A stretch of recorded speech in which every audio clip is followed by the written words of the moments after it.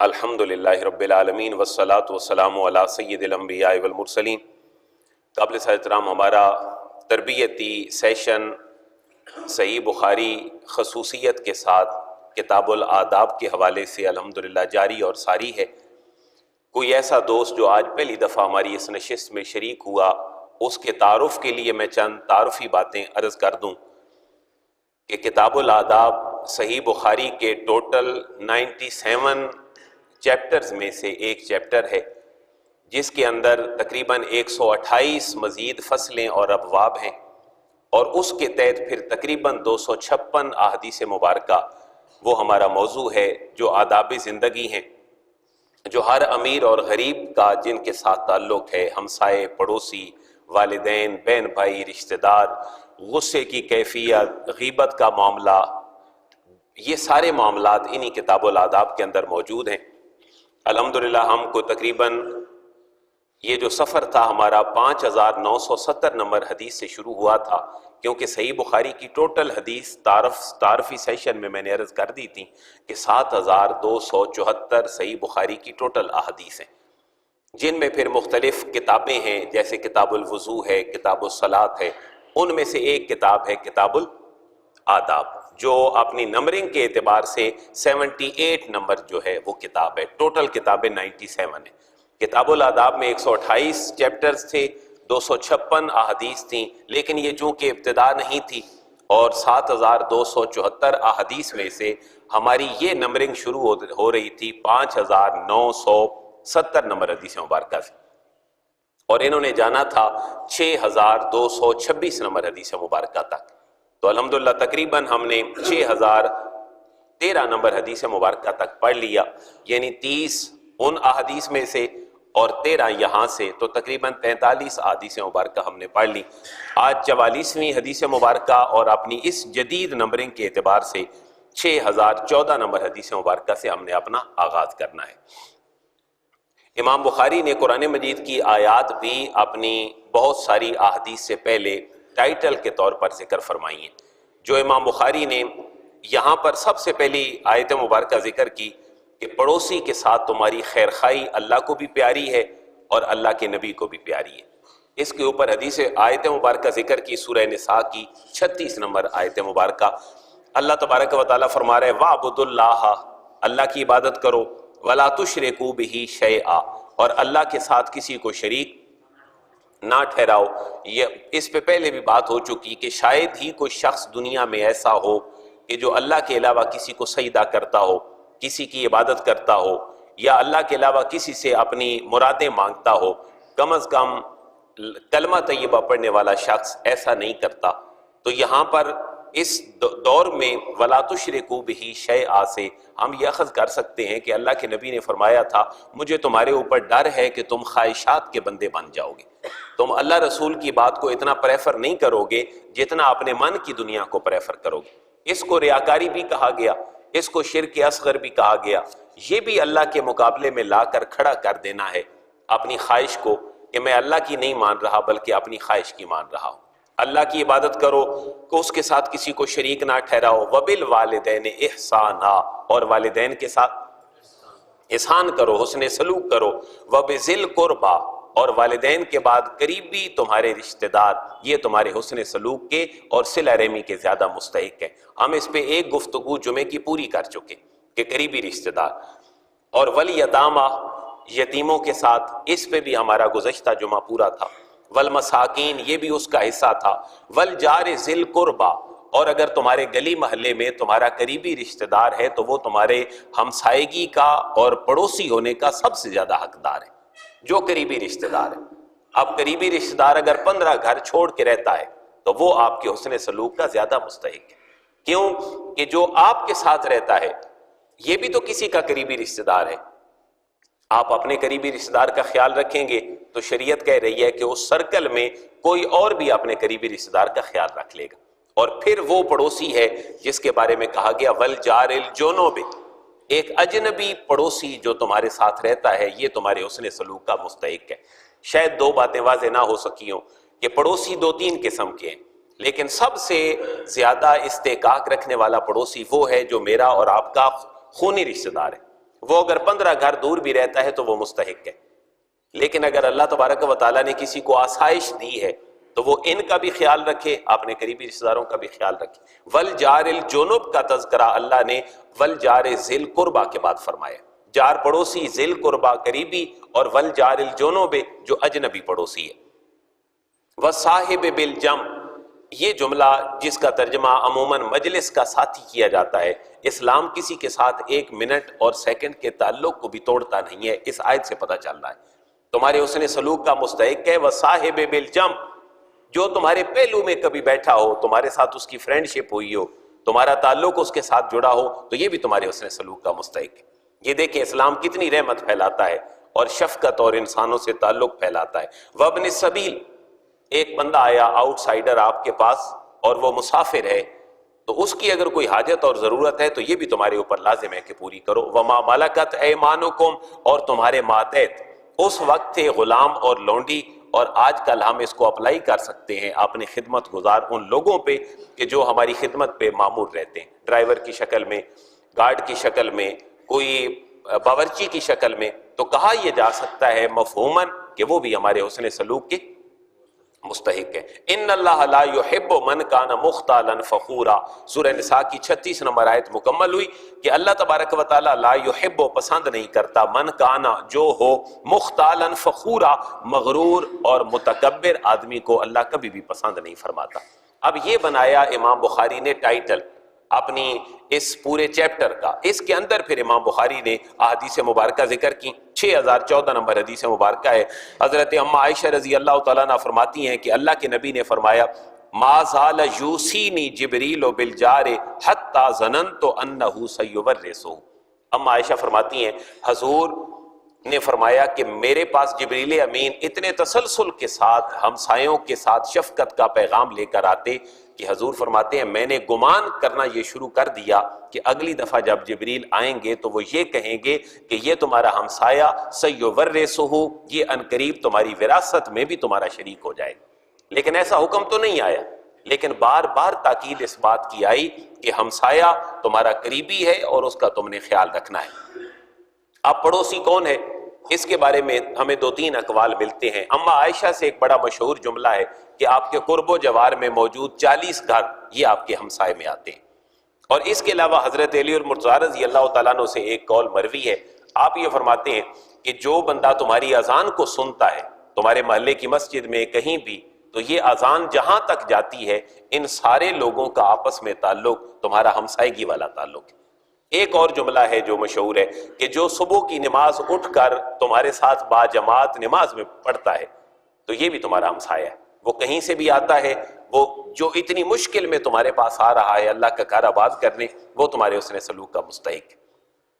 اگلی حدیث مبارکہ اس کا مفہوم بھی یہی ہے 6015 کا. اس کے راوی صرف مختلف ہیں کہ جبریل امین آتے اور حضور یہ گمان کرتے کہ اگلی دفعہ حکم آئے گا کہ ہمسایہ تمہاری پراپرٹی میں بھی شریک ہے. حالانکہ ایسا حکم نہیں آیا، لیکن اللہ کے محبوب نے فرمایا، اللہ اتنی تاکید فرماتا تھا.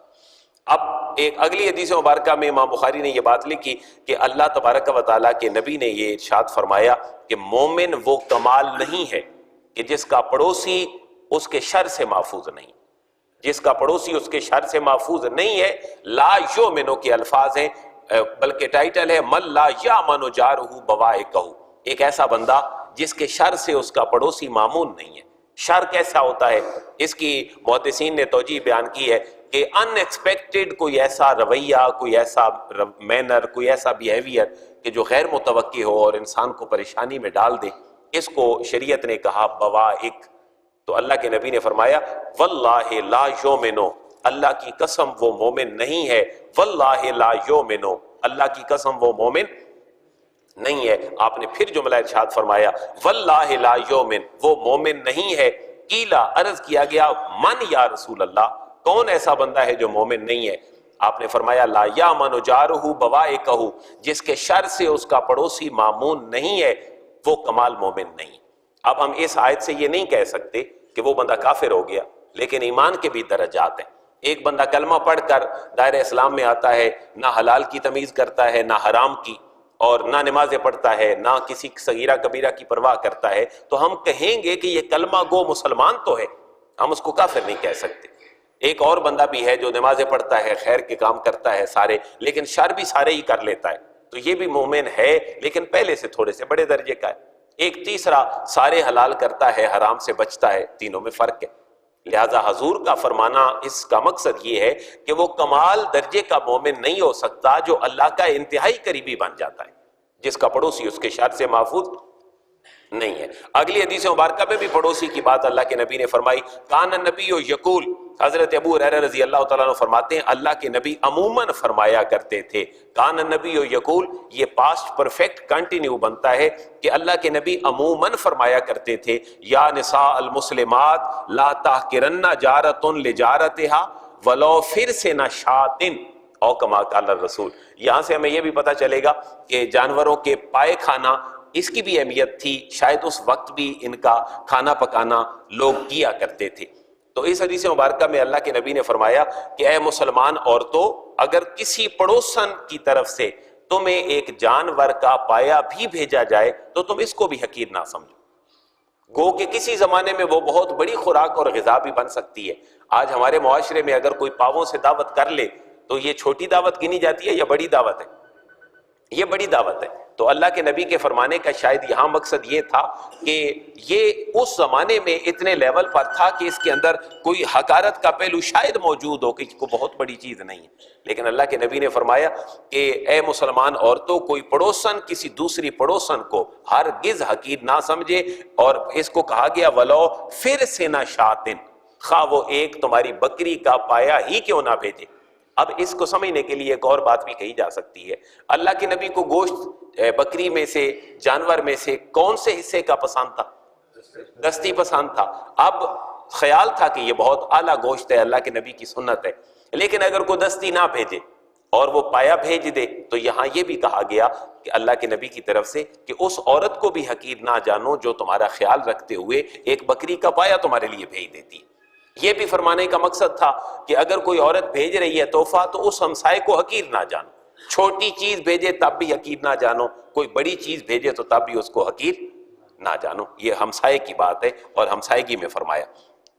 اگلی حدیث مبارکہ میں بھی اللہ کے نبی نے اسی سے ملتی جلتی بات فرمائی، من کان یؤمن باللہ والیوم الاخر، جو اللہ اور آخرت پر ایمان رکھتا ہے، فلا یؤذی جارہ، وہ اپنے پڑوسی کو تکلیف نہ دے، اور وہ نہیں دیتا جو اللہ اور اس کے رسول پہ ایمان رکھتا ہے۔ ومن کان یؤمن باللہ والیوم الاخر فلیکرم ضیفہ، جو اللہ رسول پہ ایمان رکھتا ہے اور آخرت پہ، وہ ہمیشہ اپنے مہمان کی تکریم کرتا ہے۔ مہمان کی تکریم میں میں نے پہلے ایک دو باتیں عرض کی تھی کہ ہم اگر مہمان کے آنے کے بعد یا اس کے جانے کے بعد ہم اس کا کوئی ایسا معاملہ بیان کر دیتے ہیں جو اگر اس کے منہ پہ بیان ہوتا تو وہ برا محسوس کرتا، تو یہ تو ہم غیبت کی تعریف میں پڑھ رہے، یہ تعریف ہے۔ فرض کر لیں کو مہمان ہمارے گھر آیا، کوئی ایسا رویہ اس کی اولاد کا تھا جس کو ہم بعد میں ڈسکس کر کے تمسخر کرتے رہے یا مذاق اڑاتے رہے، تو ہم نے مہمان نوازی کا، میزبانی کا جو ثواب تھا وہ تو سارا ضائع کر دیا۔ تو ہمیں یہ کرنا چاہیے کہ مہمان آئے ہم اس کی مہمان نوازی کریں، اگر وہ چلا جائے کوئی غلطی ہو بھی صحیح تو ہم اس کو روایتاً حکایتاً اپنی زبان پہ نہ لائیں تاکہ ہمارا ثواب ضائع نہ ہو۔ اور یہ بھی بات ہم پڑھ چکے کہ مہمان کتنے دن کا ہوتا ہے؟ 3 دن کا۔ 1 دن اور 1 رات آئے تو آپ اس کی ضیافت کرو، اور اس کو اللہ کے نبی نے کیا فرمایا؟ جائزہ۔ 1 دن اور 1 رات کی تواضع کو جائزہ، 3 دن اور 3 راتوں کو مہمان نوازی۔ اگر اس کے بعد بھی وہ تمہارے پاس رہتا ہے اور تم اس پہ خرچ کرتے ہو تو یہ تمہاری طرف سے صدقہ ہے، اللہ تمہاری طرف سے اس کو صدقہ قبول فرمائے گا۔ تیسرا اللہ کے نبی نے فرمایا کہ جو اللہ اور آخرت پر ایمان رکھتا ہے فَلْيَقُلْ خَيْرًا أَوْ لِيَصْمُتْ، کسی کے گھر ایسا بھی تو ہے کہ مہمان نہ آ سکتا ہو، وہ غریب ہو یا معاشرے میں بالکل تنہا ہو، تو اس کو بھی اسلام نے اس کا دل چھوٹا نہیں کیا، بلکہ کہا کہ اگر کوئی ایسا نہیں کر سکتا تو فَلْيَقُلْ خَيْرًا، وہ اچھی بات کہہ دے تب بھی اللہ فرماتا ہے میں اس کو اتنا ثواب دے دوں۔ اور أَوْ لِيَصْمُتْ، یہ بھی تو ہو سکتا ہے کہ جو بولے تو وہ خیر بول ہی نہ سکے، عادت ہو اس کی، تو اس کو بھی پیچھے نہیں چھوڑا اسلام نے اس کے بارے میں کہا فَلْيَقُلْ خَيْرًا، اگر کہے تو اچھی بات کہے، أَوْ لِيَصْمُتْ، اگر کہنے کے لیے اچھی بات نہیں ہے تو لِيَصْمُتْ، وہ صرف خاموش بھی اگر رہے تو یہ بھی اس کی طرف سے صدقہ ہے۔ تو اسلام کتنے نچلے لیول پر آ کر ڈیل کرتا ہے. بڑی بڑی دعوتیں تو اپنی جگہ پر، لیکن خاموش رہنا بھی اللہ کے حضور ایک عبادت ہے، اگر کسی کو اس کی وجہ سے تکلیف نہ دینی ہو. یہ ایک حدیث جو میں نے عرض کر دی وہ پہلے بیان کر چکے. اب ہمسائیگی میں جو پڑوسی ہے، ایک تو ہے قریبی رشتہ دار، وہ سب سے زیادہ مستحق ہے، لیکن دوسرا اس کے بارے میں اللہ کے نبی نے فرمایا. اما عائشہ فرماتی ہیں یا رسول اللہ ان لی جارین، میرے دو پڑوسی ہیں، ایک طرف ہے اور ایک طرف ہے. فَإِلَىٰ أَيِّهِمَا أُهْدِي، میں کس کو تحفہ بھیجا کروں؟ تو دونوں طرف سے میرے گھر ہیں. کیونکہ آپ یہ بھی بات ذہن میں رکھیں کہ جتنی ثقافت اور ہماری معاشرت ڈیولپ ہوئی، آبادیاں بڑھ گئیں، بڑے بڑے مکان بن گئے، کالونیاں بن گئیں، اور بلکہ ڈبل ٹرپل سٹوری اور پلازا پورا رواج آ گیا. لیکن اس سے پہلے تو ایسا نہیں ہوتا تھا. اگر آپ حضور کے دور کا مدینہ دیکھیں تو وہ ہمیں مسجد نبوی کے اندر محدود نظر آتا ہے. حضور کے زمانے کا پورا مدینہ ہی مسجد نبوی ہے، تو اتنی آبادی وسیع نہیں ہوتی تھی. تو یہاں پھر اللہ کے حبیب نے فرمایا کہ کس کو بھیجو تحفہ؟ تو اللہ کے نبی نے فرمایا الی ماؤدی، کس کی طرف بھیجوں؟ آپ نے فرمایا الی اقربہما منک بابا، جس کا دروازہ تیرے دروازے کے بالکل ساتھ ہے تو اس کو اپنا تحفہ بھیج دیا کر. لیکن یہ بات ذہن میں رہے، پہلے کون؟ رشتہ دار ہمسایہ، اس کے بعد پھر قریبی. لیکن اگر دونوں ہی ہوں تو پھر اگر ایک کے گھر کے 10 قدم بنتے ہیں اور ایک کے گھر کے 9 قدم بنتے ہیں تو یہ حدیث ہمیں کہتی ہے کہ کون زیادہ مستحق ہے؟ جو 9 قدم پہ موجود ہے. آپ ان حدیثوں کے ساتھ یہ بھی بات ذہن میں رکھیں کہ کتنے بڑے آدمی نے جو ساری کائنات کا سردار ہے، آقا کریم علیہ تحیت و ثنا، انہوں نے کتنے تھوڑے درجے پہ آ کر میری اور آپ کی رہنمائی کے لیے باتیں فرمائیں. میں بطور ٹیچر کبھی کبھی یہ سوچتا ہوں کہ جب انسان کسی گورنمنٹ سروس میں بطور پروفیسر یا ان لیکچرر آتا ہے تو اس کا ورک لوڈ زیادہ ہوتا ہے. مثلا گورنمنٹ آف پنجاب میں ایک لیکچرر 24 جو کریڈٹ آرز ہیں اور اس کی کلاسیں ہیں، یہ لینا اس کا فرض ہے. جب وہ لیکچرر سے اسسٹنٹ پروفیسر بنتا ہے تو اس کی کلاسیں مائنر سی تھوڑی کم ہو جاتی ہیں، ایسوسیٹ بنتا ہے اور کم ہو جاتی ہیں. جب وہ پروفیسر بنتا ہے تو وہ 6 کلاسوں پہ آ جاتا ہے، اس نے ہفتے میں 6-7 کلاسیں پڑھانی ہیں. تو جتنا انکریز ہوتا گیا معاملہ اتنا اس کا برڈن کم ہوتا گیا. اللہ کے نبی کا معاملہ الگ ہے. تو نبی ہی ہے، وہ پہلے دن کا نبی ہو یا پھر کسی آخری لمحے کے اوپر چل کے اس کی زندگی کا کوئی پوائنٹ ہو، لیکن اللہ کے نبی نے اپنی زندگی سے لوڈ گھٹایا نہیں. اتنے بڑے آدمی نے بھی اتنی ساری باتیں کی ہیں. مجھے بتائیں نا، آپ زمانہ شناس لوگ ہیں، کہیں کسی ہماری سائنس میں، سائنس کے کسی شعبے میں، کیمسٹری میں، فزکس میں، بائیو میں، آج سائنسز اپنی 100 برانچیں کھول چکی، کہیں یہ بھی بات ملتی ہے کہ پڑوسی کا بھی خیال رکھا کرو؟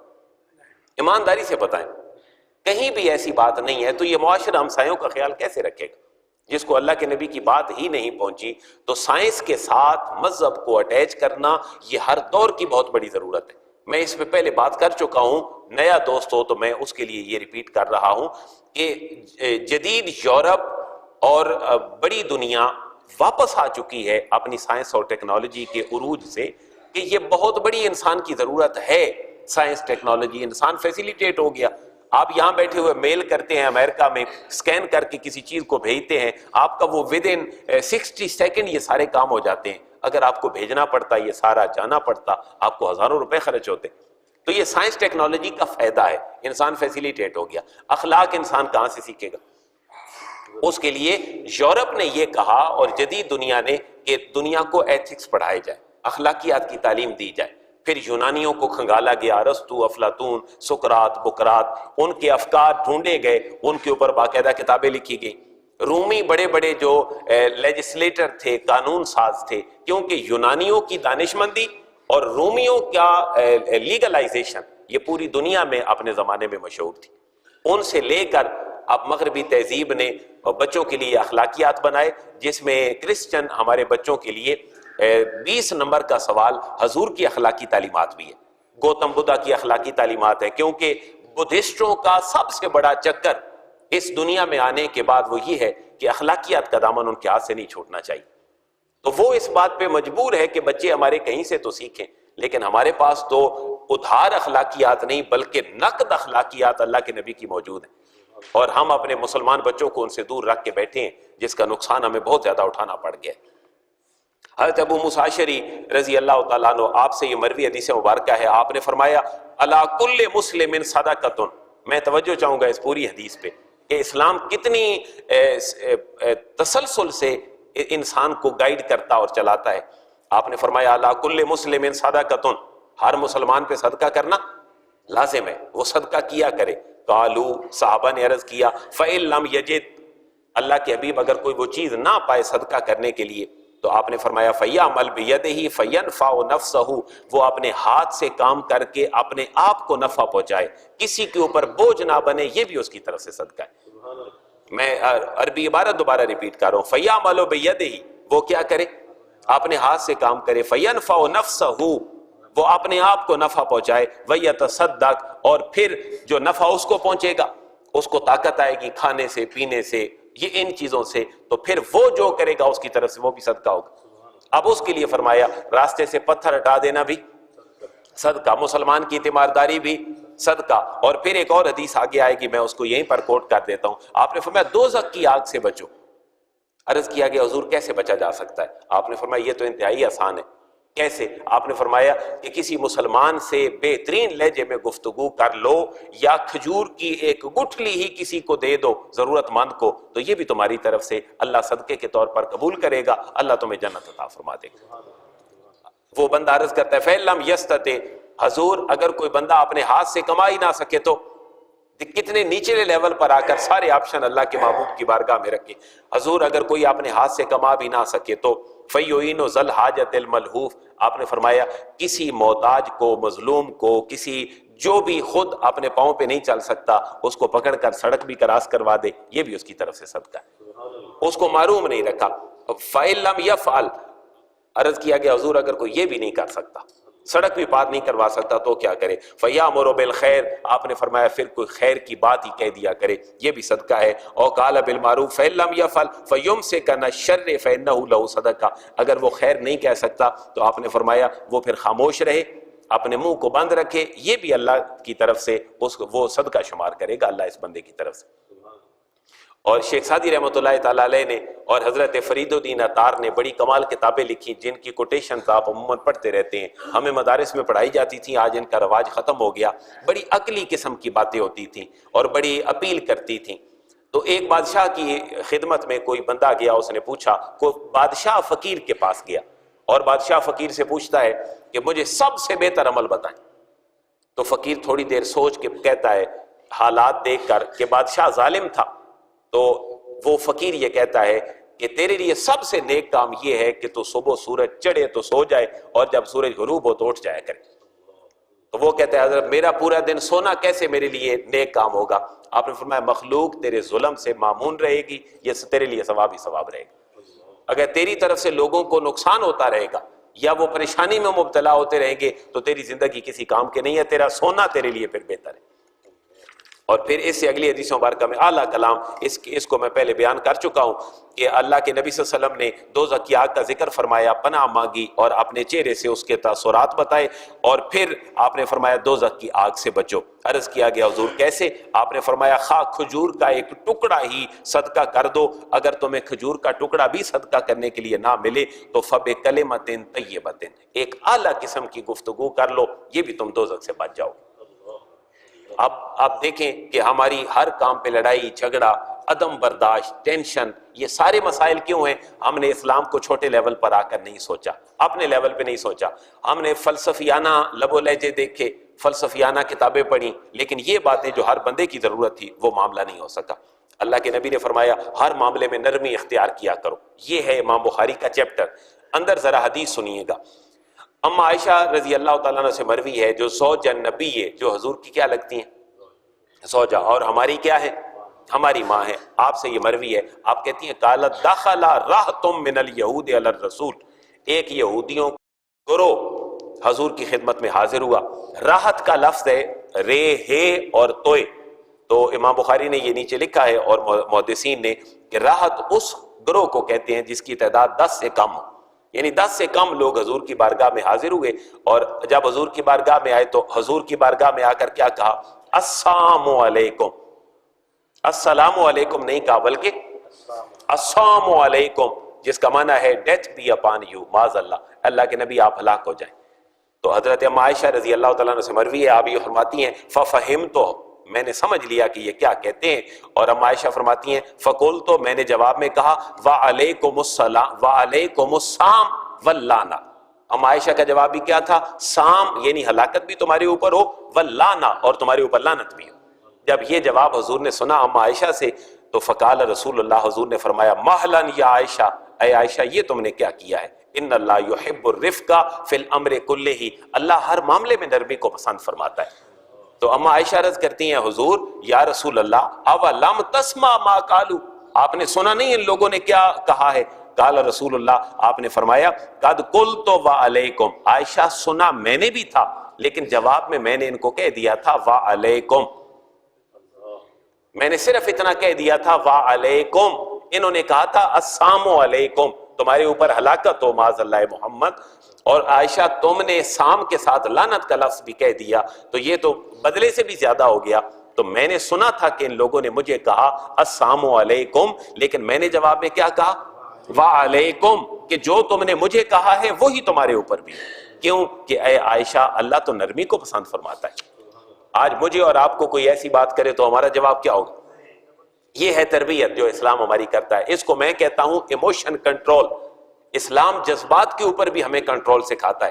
بھئی کوئی گالی دے کسی کو تو ہلاک ہو جائے. ہم بہت پہلے پڑھ آئے، شاید کوئی 4 سے 5 جمعے ہو گئے کہ حضور نے فرمایا بھئی اپنے والدین کو گالی نہ دو.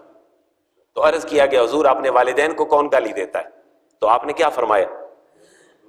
جو بندہ کسی دوسرے کے والدین کو گالی دیتا ہے اور وہ جواب میں پھر اس کے والدین کو گالی دیتا ہے تو گویا کہ اس نے اپنے والدین کو خود گالی دی.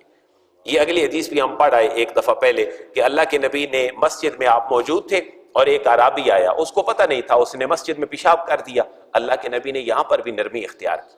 آپ نے کیا کیا؟ حدیث کے الفاظ ہیں فقاموا الیہ، صحابہ کرام اٹھے اس کو پکڑنے کے لیے سخت لب و لہجے میں. فقال رسول اللہ، حضور نے فرمایا لا تضرموہ، اس کے پیچھے نہ پڑ جاؤ. بلکہ آپ نے الفاظ یہ بولے کہ اس کے پیچھے نہ پڑ جاؤ، اس نے اب ایسا کر لیا ہے تو اس کے پیچھے نہ پڑو. ثم دعا بدلو، پھر آپ نے ایک ڈول منگوایا من ماء، پانی کا بھرا ہوا، فصب علیہ، آپ نے اس کے اوپر بہا دیا اور اس کو دھو دیا. آج بھی اگر کہیں ایسا ہو تو پاکی کیسے حاصل ہو سکتی ہے؟ بچہ آئے مسجد میں یورن کر دیتا ہے، اس کو دھو دیا جائے، لیکن سمجھانے کا انداز بھی اس لیول پر ہو جس لیول کا اللہ کے نبی نے فرمایا. میں عموماً کہتا ہوں، آج بھی عرض کر رہا ہوں تربیت کے لیے، کہ ہماری مسجد میں اگر کوئی غلط کام کرتا ہے یا مانگنے والا کہیں اٹھ کے مانگنا شروع کر دیتا ہے تو یہ وائلیٹ کر رہا ہے، سارے لوگوں کا سکون برباد کر رہا ہے. لیکن جو اس کو منع کرنے والا ہے وہ تو اس سے بھی زیادہ اونچی آواز میں اس کو منع کر رہا ہے. تو یہاں پر بھی جو جس کے پاس کھڑا ہے وہ اس کو آرام اور سکون سے چپ کروا دے. اسی طرح یہ جو صفوں کی درستگی میں معاملات ہیں، میں عموماً عرض کرتا ہوں کہ صفوں کا پورا کرنا اور درست کرنا یہ نماز کے پورا کرنے میں شامل ہے.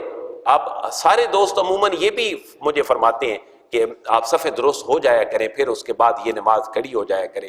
لیکن اگر پہلے ہی ہم ترتیب کے ساتھ بیٹھتے جائیں تو 50-50 انسان کر لے کہ 3-4 منٹ صفوں کی درستگی میں اگر ہم 1.5 منٹ صرف کر لیں اور ہر بندہ اپنی ذمہ داری کا ثبوت دیتے ہوئے آگے بیٹھ جائے تو باتیں تو 2 ہیں، یا وہ دھوپ سیک لے یا پھر اللہ کے نبی کی اس حدیث پہ عمل کر لے کہ آؤ ترتیب کے ساتھ بیٹھو اور پھر ایک دوسرے کے کندھے نہ پھلانگو. اگر پھلانگو گے تو کیا کر رہے ہو؟ یہ بڑی مشہور حدیث ہے. اگر تم کندھے پھلانگتے ہوئے آگے آتے ہو تو کیا کر رہے ہو؟ گویا کہ تم جہنم کی طرف جو جانے والا پل ہے اس کے اوپر سوار ہو کے تم جہنم کی طرف جا رہے ہو. اور پھر خطبے کا اتنا ڈیکورم رکھا شریعت نے کہ اگر خطبے کے دوران کوئی آدمی کسی دوسرے گفتگو کرنے والے آدمی کو یہ کہے اسکت، خاموش ہو جا، تو حضور نے فرمایا یہ جو خاموش کروانے والا ہے اس نے بھی غلطی کی. اب یہ غلطی در غلطی کیوں ہوگی؟ ایک بندے کی وجہ سے. ایک بندہ پہلا ہی اگر ٹھیک آئے گا تو اگلے معاملات خود بہتر ہو جائیں گے. کیونکہ نماز کے بہت سارے مقاصد ہیں.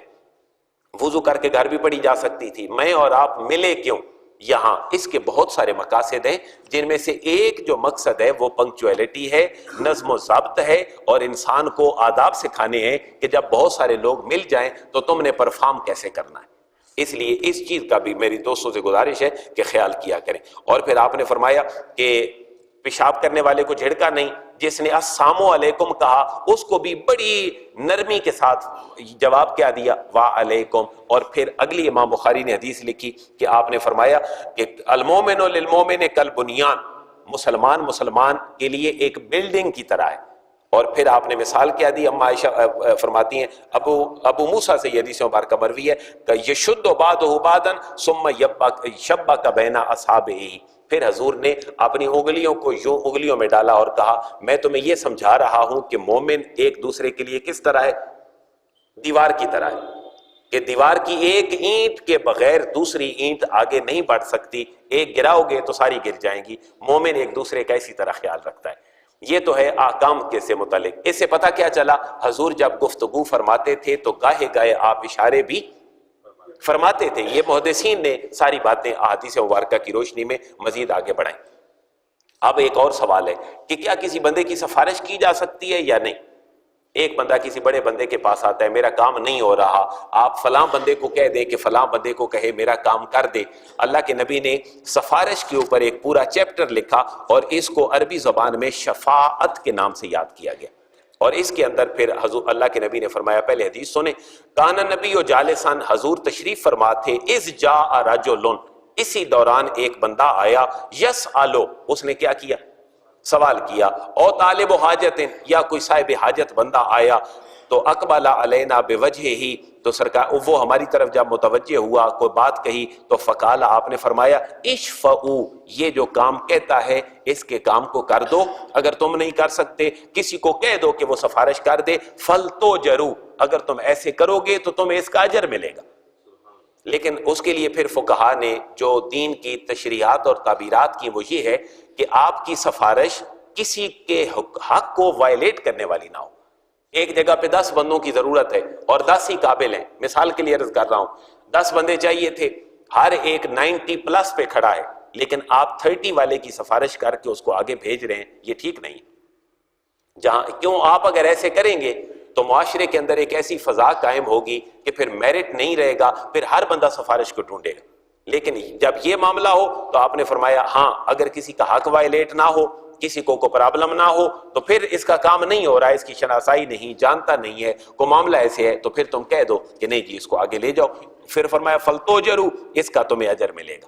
اور پھر اپنی بابت حضور نے فرمایا وَلْيَقْضِ اللَّهُ عَلَىٰ لِسَانِ نَبِيِّهِ مَا شَاءَ, حضور نے فرمایا اللہ اپنے نبی کی زبان پہ جو ہوتا ہے اس کو پورا فرما دیتا ہے, لہذا تمہارے لیے بھی جو کام آئے تم کر لیا کرو. یہیں سے آپ یہ بھی سمجھ لیں کہ برائی بیان کرنا کسی بندے کی, یہ شریعت میں کیا کہلاتی ہے, غیبت. جو برائی اس کے اندر ہے, یہ اگر میں اور آپ ڈسکس کرتے ہیں تو یہ کیا بن جائے گی, غیبت. تو یہ تو ٹھیک نہیں ہے. لیکن بعض جگہ پہ غیبت کرنا فرض بھی ہو جاتا ہے, بعض جگہ پہ کسی کی برائی بیان کرنا واجب ہو جاتا ہے. وہ کیسے کہ آپ کسی مجرم کا جرم اگر حاکم وقت کے سامنے یا کسی بڑی اتھارٹی کے سامنے بیان کر دیں تو یہ غیبت نہیں کہلائے گا. کیوں کہ یہ اس کی برائی ہے, لیکن آپ بیان وہاں کر رہے ہیں جہاں شریعت نے پنشمنٹ کا کنسیپٹ بھی رکھا ہے. اس لیے غیبت, بیک بائٹنگ اپنے اس سینس میں ہے جہاں آپ کو فائدہ ہی کوئی نہیں ہے. آپ اپنا قیمتی وقت ضائع کر رہے ہیں کسی کی برائیاں بیان کر کے ایک دوسرے سے. ہاں اگر معاشرے کے لیے کوئی مضر چیز ہے تو پھر کسی کے آگے بیان کر دو. ایک اور بات, عموماً آج کل کے دور کی یہ امپورٹنٹ بات ہے کہ رشتہ لینے دینے کا معاملہ چلتا ہے لڑکی اور لڑکے کا, تو لڑکے والے کہیں پوچھتے پچھاتے لڑکی کے ہمسایوں کے پاس آ جاتے ہیں اور ان سے پوچھ لیتے ہیں کہ جی ہم اپنا رشتہ کرنے لگے ہیں, تو آپ بچی اور اس کے خاندان کے بارے میں ہمیں انفارمیشن دے دیں یا بچے کے بارے میں انفارمیشن دے دیں. آپ ٹھیک ٹھیک بات بتانا شرعی لحاظ سے ان کے اوپر لازم ہے جن سے پوچھا جا رہا ہے. اگر وہ نہیں کرے گا تو وہ سچ نہیں بول رہا, لیکن اگر وہ ان کی برائی بھی ہے اور واقعی ہے. آج کل ایسے کیسز ہوتے ہیں کہ لوگ باہر سے آباد ہوتے ہیں اور بڑی بڑی کوٹھیاں رینٹ پہ خریدتے ہیں اور رشتوں جو کرنے کرانے والے لوگ ہیں ان سے رابطہ کرتے ہیں, وہاں شادیاں ہو جاتی ہیں. پتہ تب چلتا ہے کہ اس کے بعد بچی واپس رہ گئی اور باقی سارے کا سارا وہ جہیز اور ساری چیزیں لے کے چلے گئے. مجھے کوئی دوست بتا رہا تھا کہ ولنشیا میں بھی ایسے 1-2 واقعات ہوئے. تو ان سے بچنے کے لیے اگر کوئی آپ سے پوچھتا ہے کسی کا بایو ڈیٹا اور آپ امین ہیں ان کی ان چیزوں کے, تو پھر ان کو بتائیں. کیوں کہ یہاں زندگیوں کا معاملہ ہے, بچے کی زندگی کا معاملہ ہے, بچی کی زندگی کا معاملہ ہے. تو اس لیول پر آ کر اللہ کے نبی نے ہماری رہنمائی فرمائی. اور پھر ہمارے معاشرے کا بڑا مسئلہ واحیاتیاں ہیں. جب 2-4 دوست بیٹھتے ہیں, ون پونی گفتگو ہوتی ہے, کوئی شریعت کا امتیاز نہیں ہوتا کہ کیا میری زبان سے نکلنے والا کلمہ ٹھیک بھی ہے یا نہیں. ذرا سنیں اللہ کے نبی کی طبیعت کیسی تھی. سرکار دو عالم علیہ تحیت و ثنا کا معمول مبارک حضرت انس بن مالک بیان کرتے ہیں، کیوں کہ آپ نے کتنے سال حضور کی خدمت کی؟ 10 سال. اور آپ ایک جگہ پہ تو یہ فرماتے ہیں کہ میں نے 10 سال اللہ کے نبی کی خدمت کی، ایک دفعہ بھی آپ نے مجھے یہ نہیں کہا کہ تم نے ایسے کیوں کیا اور یہ کیوں کر دیا. آپ نے جب بھی سمجھانا ہوتا تھا تو حکمت سے سمجھا دیتے تھے. یہ بھی بات نہیں ہے کہ گھر میں کام کرنے والے لوگ ہیں وہ غلط کر رہے ہیں تو ہم انہیں سمجھائیں نہ. سمجھانے کا انداز اس لیول پر ہو کہ انسان کی تربیت ہو سکے، صرف تنقید کے لیے یا دکھ دینے کے لیے نہ ہو. انس بن مالک رضی اللہ تعالیٰ عنہ فرماتے ہیں لم یکن النبی سبابا ولا فخاشا. یہ بہت بڑا سبق ہے آج کے جمعے کا میرے اور آپ کے لیے کہ حضرت انس بن مالک کہتے ہیں حضور کبھی بھی گالی دینے والے نہیں تھے. لم یکن النبی سبابا، حضور کبھی بھی گالی دینے والے.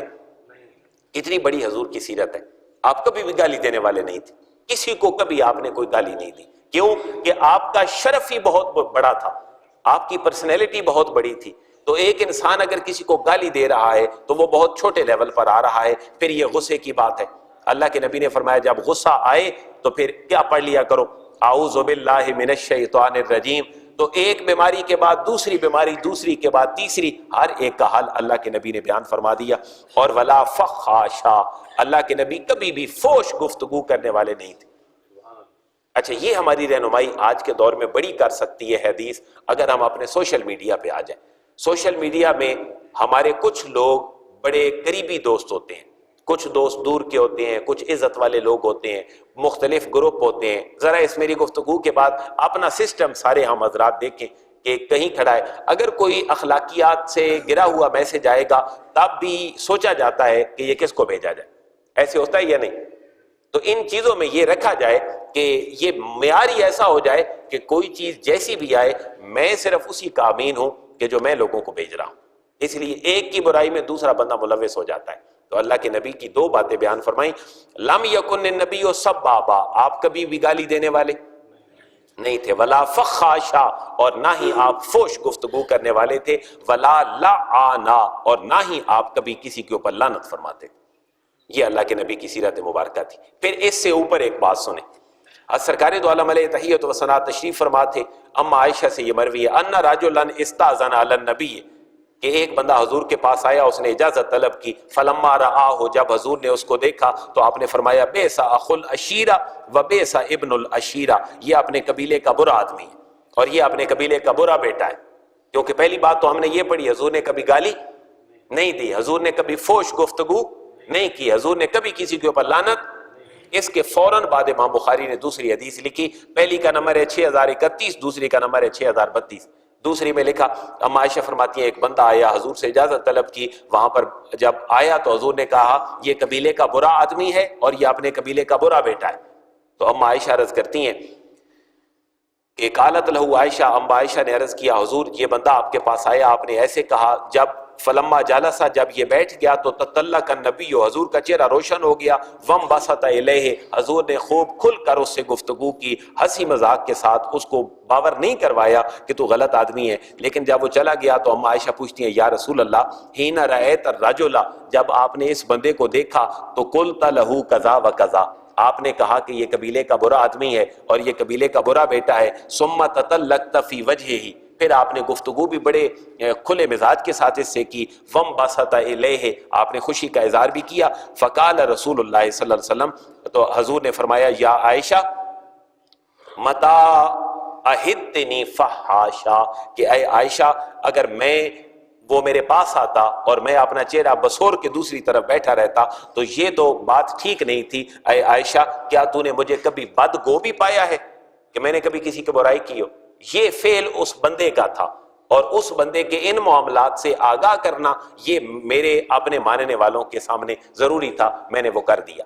اور پھر اسی کے بارے میں یہ بھی کہا گیا کہ ان شر الناس عند اللہ منزلۃ یوم القیامہ من ترکہ الناس اتقاء شرعہ، کہ برا ترین بندہ اللہ کے ہاں وہ ہے اور قیامت والے دن ہوگا جس کو لوگ صرف اس وجہ سے چھوڑ دیں کہ اس کے اندر تو بڑا شر موجود ہے، میں اس کے قریب جاؤں گا تو میرا نقصان ہو جائے گا. تو آپ نے فرمایا میرا بیان کرنا اس کے برے رویے کو کہ یہ قبیلے کا برا آدمی ہے اور قبیلے کا برا بیٹا ہے اس لیے ہے کہ تمہیں پتہ چل جائے کہیں دشمن کے شکنجے میں آ کر تم انتہائی نرمی دکھاتے ہوئے اپنا نقصان نہ کر بیٹھو. یہ وہ بات ہے جو میں نے پہلے عرض کر دی ہے. آپ کو سمجھ آ گئی اس حدیث مبارکہ کی؟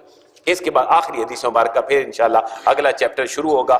تو ایک سرکار دو عالم علیہ تحیۃ و ثنا حضرت ابن عباس کہتے ہیں کان النبی اجود الناس، حضور سب سے زیادہ سخی تھے، حضور سب سے زیادہ سخی تھے. واجود ما یکون فی رمضان، حضور سب سے زیادہ سخاوت رمضان میں فرمایا کرتے تھے.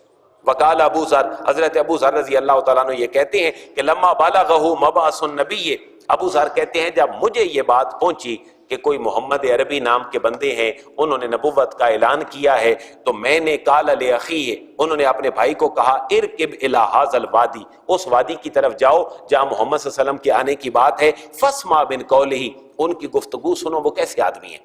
فراجع، جب ان کا بھائی گیا حضور کے پاس چند دن رہا، جب واپس آیا تو فقالا، اس نے کہا رأیتہ یأمر بمکارم الاخلاق، کہ اپنے بھائی کو کہتے ہیں آپ نے مجھے بھیجا تھا ٹریس کرنے کے لیے کہ وہ بندے کیسے ہیں. تو وہ جواب یہ دے رہے ہیں میں نے حضور کو کبھی بھی اخلاق سے گرا ہوا کام کرتے ہوئے نہیں دیکھا. یہ وہ بندہ گواہی دے رہا ہے جس نے بعد میں دار اسلام میں داخل ہونا ہے اور بعد کے معاملات چلانے ہیں. تو اللہ تعالیٰ سے دعا یہ ہے اللہ تبارک و تعالیٰ ہمیں حضور کے اخلاق کریمانہ کو اختیار کرنے کی توفیق عطا فرمائے.